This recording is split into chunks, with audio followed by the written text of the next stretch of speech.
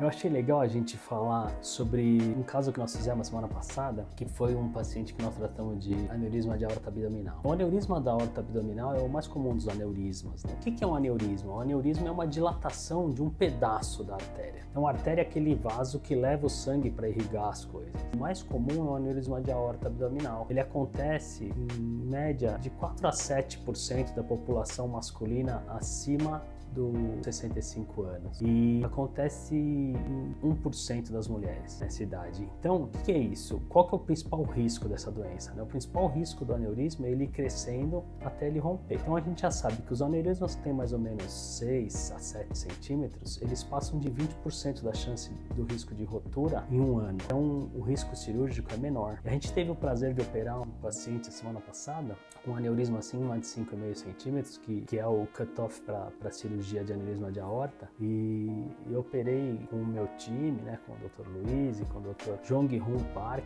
que é um dos melhores cirurgiões que eu já vi operando aneurisma de aorta no país, sabe? O Jong é um colega de residência e meu parceirão há muitos anos, e a gente opera todos os aneurismas juntos, né, que eu tenho.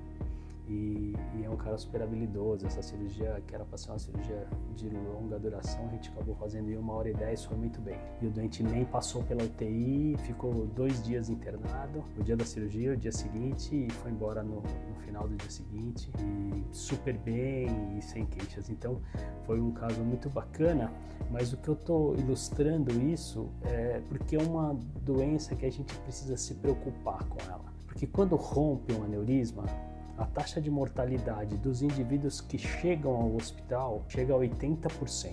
Se a creatina estiver alterada, ou alguns exames estiverem alterados, ele estiver chocado, chega a 80% a mortalidade do aneurisma roto. Dos que chegam, né? Os que não morrem de morte súbita, entendeu? Então, a gente precisa ficar atento e correr antes. Então, quais são os fatores de risco, né? Hipertensão, tabagismo, os indivíduos que já têm história de aneurisma na família, ou que alguém da família teve algum aneurisma, precisa ficar esperto com isso, porque a gente pode correr antes, diminuir os riscos da cirurgia. Hoje, a maioria das cirurgias são minimamente invasivas, a gente não abre mais a barriga, faz tudo por endovascular, como foi esse caso que nós fizemos semana passada, faz por dentro, né? A gente entra, funciona as artérias e faz por dentro das artérias. Então, eu acho que é um tratamento bem mais simples do que a gente fazia antigamente. Lógico que também tem seus riscos, obviamente, mas diminuíram, né? Pelo que a gente via há 15, 20 anos atrás.